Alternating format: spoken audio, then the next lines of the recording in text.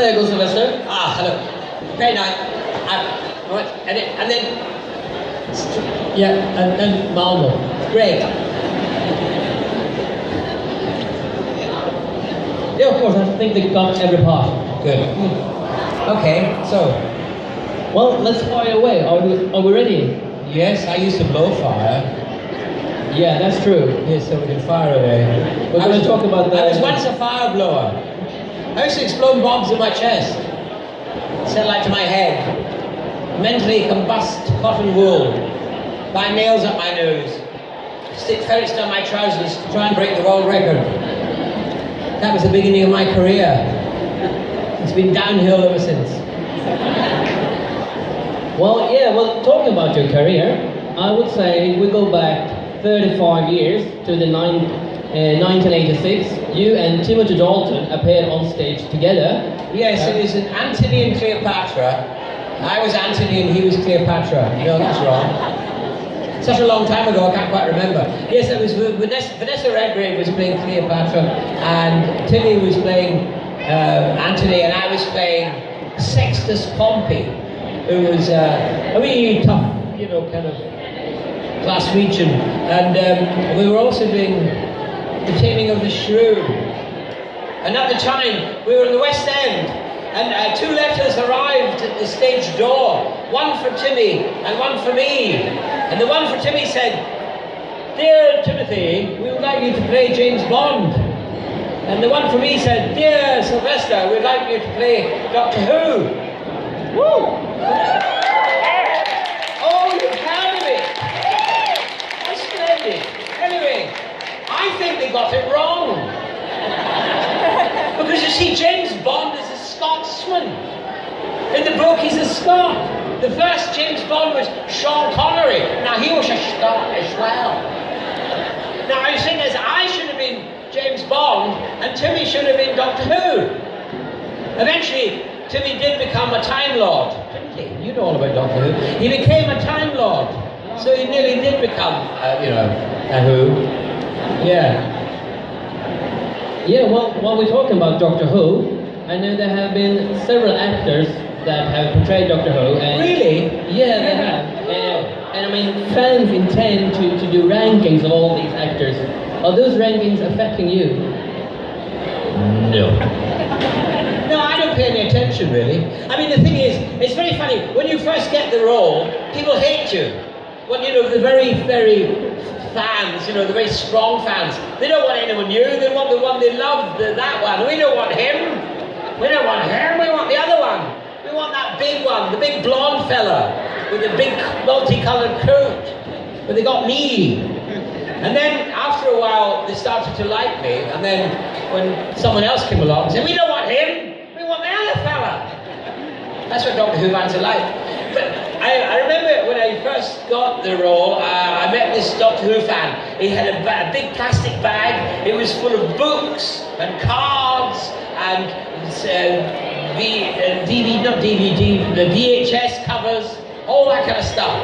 He was shaking. He met Doctor Who. He was so excited. There's Doctor Who. And he had a camera, a big camera with a big long lens, and he was trying to take my photograph, and he was shaking with it. And I thought, I hope he's got a fast film in there, otherwise he'll never see me. I'll be a blur. Anyway, he was shaking, and I was signing all this stuff. Oh, he said, "I love Doctor Who. Can you sign that? Oh, and this, and this, and this." My hand was getting so, and this, and this. And I kept signing. And then he said, "You know," and this was when there were 7 doctors, he said, "You're my 5th favourite doctor." I wanted to kill him. My hand, it hurt. So yeah, that's Doctor Who fans, I love them. How many of you guys are Doctor Who fans? Show your hands. You see, you got quite a lot of fans. That's good, yeah, I would hope so. Otherwise, why would we be here? Of course, there is another thing. I did a little film, I don't know if you heard about it. It's called Hobbit. Yes. So they might be here, some of them might be here for Hobbity reasons, yes. Yeah, that was a great film. My route to the Hobbit was a long and tortuous way, because 12 years before, I was up for Bilbo Baggins in Lord of the Rings. And in those days, you know, they got about a dozen actors, and then they whittled them down. They, one at a time, they said, no, not him, maybe him. And then they kept phoning up my agent and said, no, don't let Sylvester take any bookings for these dates, because we're still interested in him. And so for 6 months, I kept whittling down until there were only 2 actors left for Bilbo Baggins in Lord of the Rings, and I was one of them.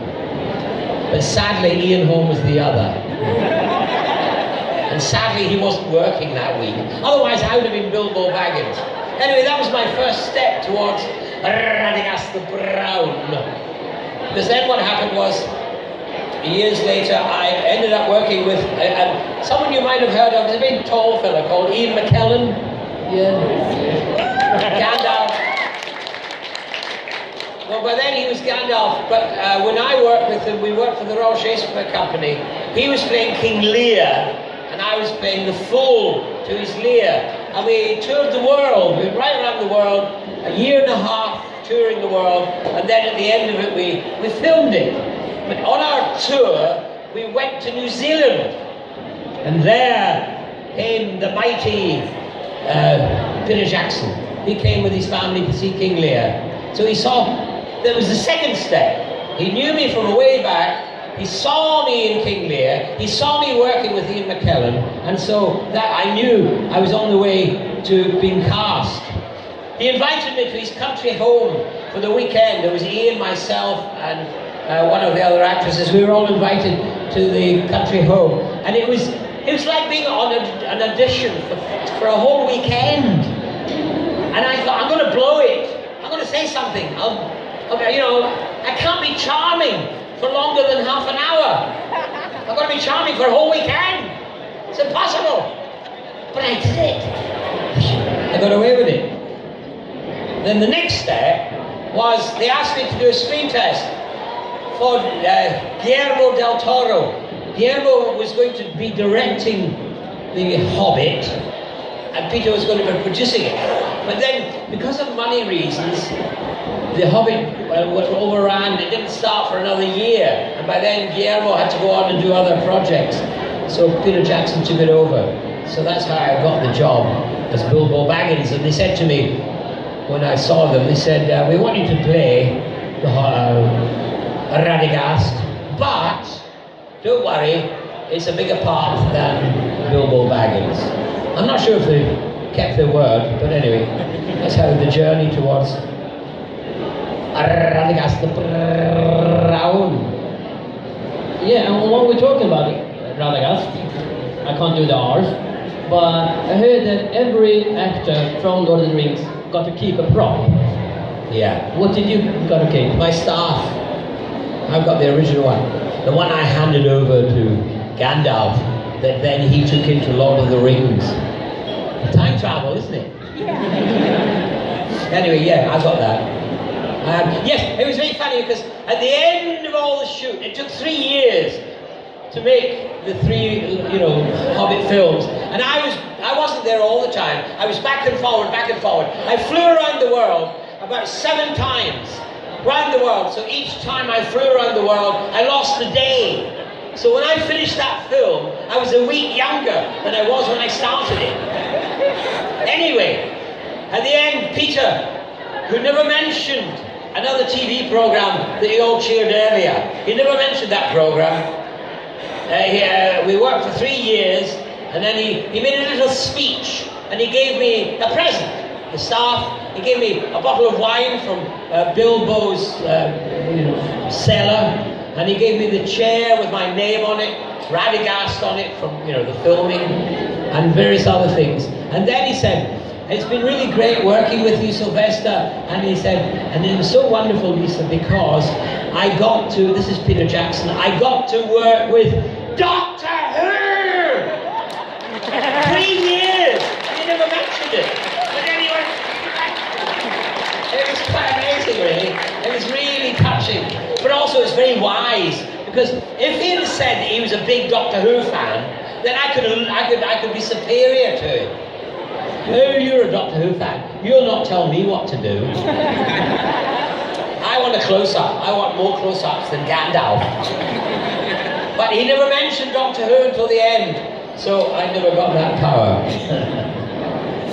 Well, while we're talking about your acting, I know that back in history, I heard that you once, during your career, was paid to quit.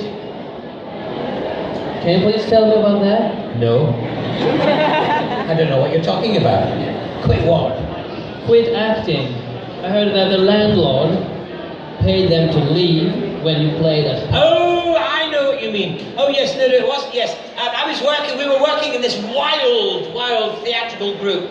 It was pre-Monty Python. It was kind of Monty Python-esque, but it was much wilder. And we were working in the working men clubs of England, which sadly no longer existed, but they were huge halls like this. There was a stage, and then at the back there was a bar. And our job was to defeat the noise from the bar and keep the audience with us. So we had very powerful voices as a result of that. And we went to this working men's club, and we were doing our show, and the audience didn't like us. And it was very strange. Next night we'd be around the corner at another working men's club, and the audience adored us. But this was the north of England, and they're mighty strange up there in the north of England, I can tell you. They're very strange up there. Anyway, one night they didn't like us, and the concert secretary who booked us came to us and said, "I'll give you a £5 if you don't go on the stage." So that was it. We were paid off for a £5. We were trying to earn, well, £5. We were trying to earn £15, but they gave us £5 just to leave. And Bob Hoskins was about to give up his acting career that night. Thank God he didn't. Yes, indeed. Because Bob and I just started together, in the roadshow. Do we have any questions from the audience? Do you want me to continue? Oh, over there. I had one question. I am a really big fan of your Doctor and your era, and I wonder what is your favorite scene that you did on Doctor Who? Yes, my favorite scene. Well, I had lots of favorite scenes, really. I mean, I didn't feel I was the real Doctor until I worked with the Daleks. Exterminate. But we look at things differently. You, as a viewer, see it one way. I, as who's in it, I see it very differently. We were doing Survival. Survival is one of the ones where we were set on a planet, and they had all these cat people.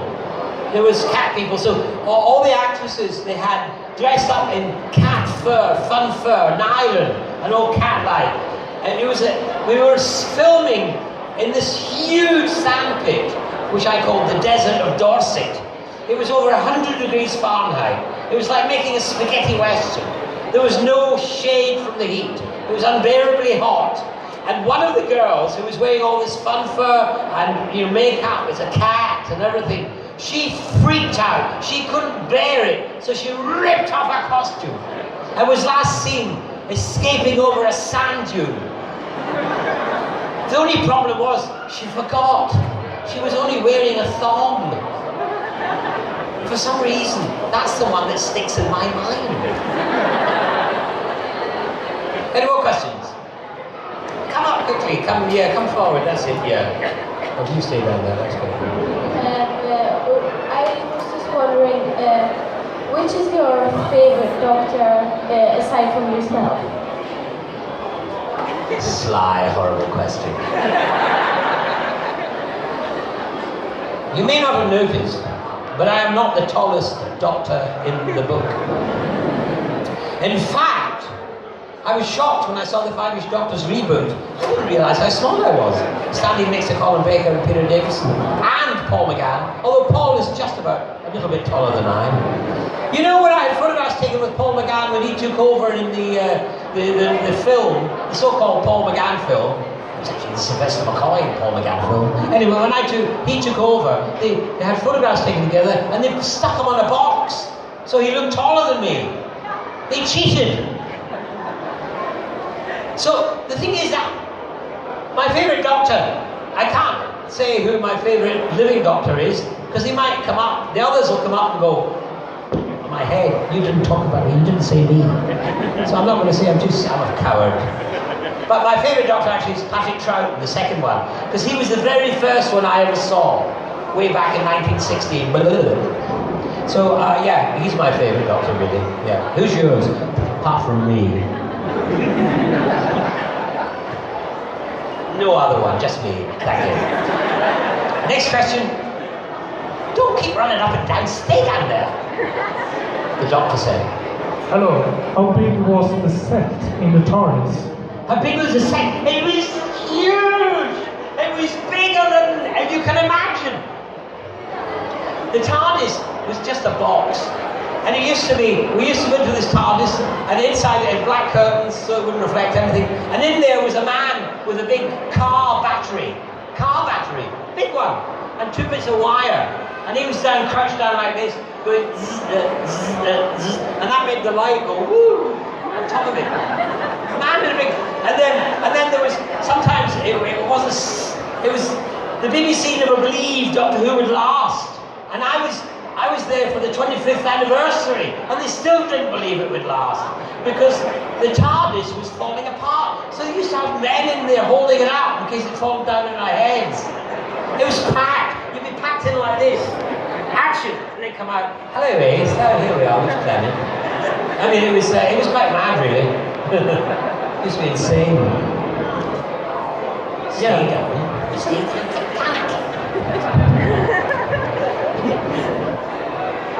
Yes, I was wondering, your first serial, how did you manage to get the spoons in? And do you happen to have spoons on you? Well, actually, is my son there?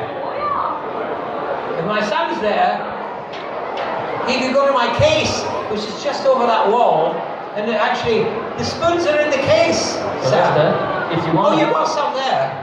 Hold on. They're not yours, both. No. Get the other one because it's nicer, it's more fun. We'll come to that. I'll show you in a minute, but thank you, just in case. The spoons, how we got the spoons in? Well, John Nathan Turner, who was the producer of Doctor Who, when we were on location, he used to like to have a party. And so one night we were having a party, and we were all doing our party pieces. Bonnie Langford, who was playing my companion, my first companion, she's a great music diva, great West End singer and dancer. So she was singing, and then I got some spoons and I started playing the spoons. And John Nathan Turner said to me, "Oh, we've got to have those in Doctor Who." I thought he was joking, but he wasn't, because in the very first scene, I'm with the Rani, played by the glorious, beautiful Kate O'Mara, who was very well endowed, and I find some spoons. And so I play them on Kate O'Mara's front. And my goodness, they did bounce. And I couldn't believe it. Anyway, that's how I got them into Doctor Who. Oh, wait a minute.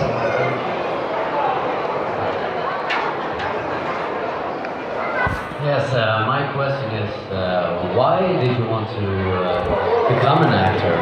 Why? Yeah, and also, do you have any advice for an actor still struggling to pay the rent? Yes, I'm afraid that's the majority of actors. In our country, members of Equity, the Actors Union, I think about 72% never make more than £10,000 a year. Only 2% make a living, a big living, a good living. Maybe 1% make an extraordinary living. It's a very hard thing to do. Why did I want to become an actor? I just was. I was a show-off from since I was a child. I learned that I could make people laugh, and I liked doing it. So I like to make people laugh, and that's how I became an actor, really. Although, I came from the Highlands of Scotland, which is like way up in the north of Sweden, in a little town, and we didn't have much theatre, we didn't have much experience of that kind of thing. And then I went to London, and I used to walk past the Royal Academy of Dramatic Art, and its portals looked like a bank, actually. It should never have been where it was. It still looks like a big bank, and it looks scary, and I didn't know anything, so I didn't go in. Then as luck would have it, I got a job in the theatre, the Roundhouse in London, which still exists. And at that time, it was the centre of the hippie happenings and revolution. I mean, the Rolling Stones played there, the Who, the Mammoth Theatre group from America came, all sorts of avant-garde theatre.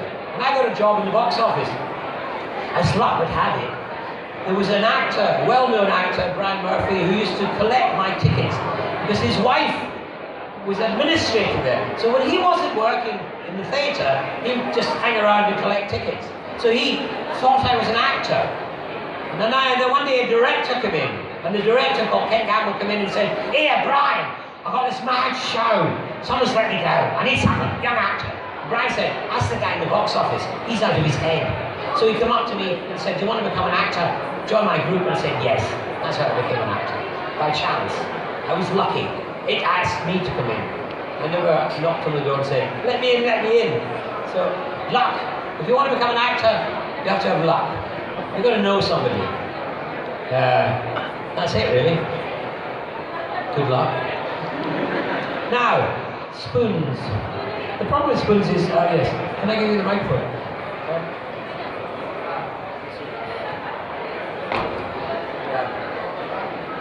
Yeah, my musical instrument.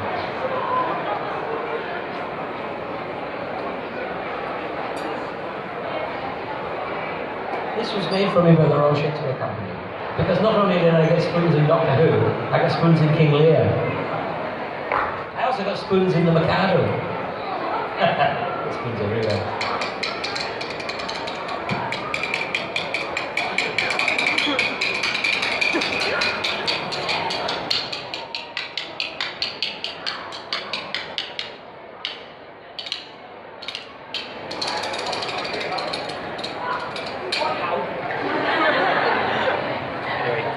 That's the spoons for you.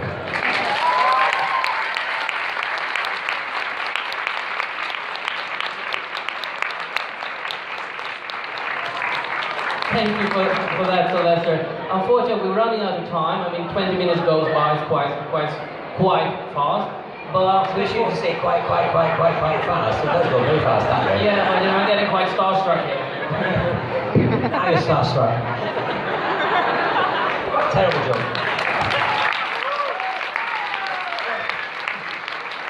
Well, I heard that you mentioned Rolling Stones just a minute ago. Rolling Stones, yes. And I even heard that you ended up as a bodyguard for Rolling Stones. Can you please tell us that story before we go?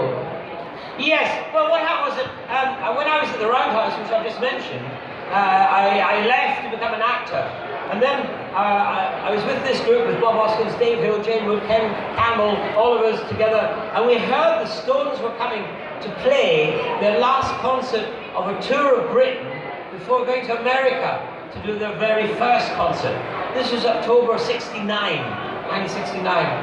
And so they said, "Oh, can you get us into the Roundhouse?" He used to work there. So I phoned up and said, "Hello, could I come back and help out on that Sunday night?" And he said, "Yes, come on back. That'd be great." So I said, "Oh, can I come with 5 friends?" He said, "Yeah, come on." So anyway, I went back. I said, "What do I do?" And they said, "Oh, I know. Just stand on the stage over there." And then there was another little Canadian guy, who was skinny little fella like me, as I was then, and he was told to stand there. And he said, "Yeah, just stand either side and, just ask people not to come up onto the stage, politely." This was the 60s. This was love, peace, it was a great time, really. And then, so I was on the stage, Mick Jagger was doing his thing, they're all acting, and I'm standing there, dancing away, and nobody came up to the stage. Nobody. They were so packed in. They were like sardines, and it was like watching sardines nodding. Everyone had long hair too, and the hair was all over the place. It was great. And then I was up there with Mick Jagger and Keith Richards and all the guys, and we were dancing away. And before I knew it, I was part of the band.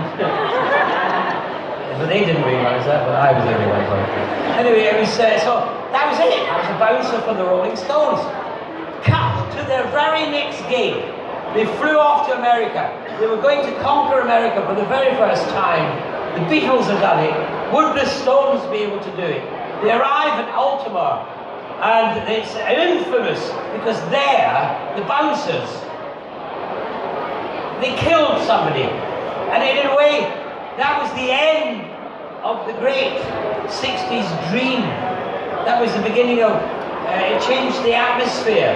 In fact, pop music changed after that. You know, darker, punk came in, more revolution. Things moved, things changed. And it was all to do with those bouncers killing someone. And I had no idea that was the kind of description that I had to follow when I was a bouncer. I didn't realize I had to kill people. But anyway, that was it. I became a bouncer for the Rolling Stones for one night.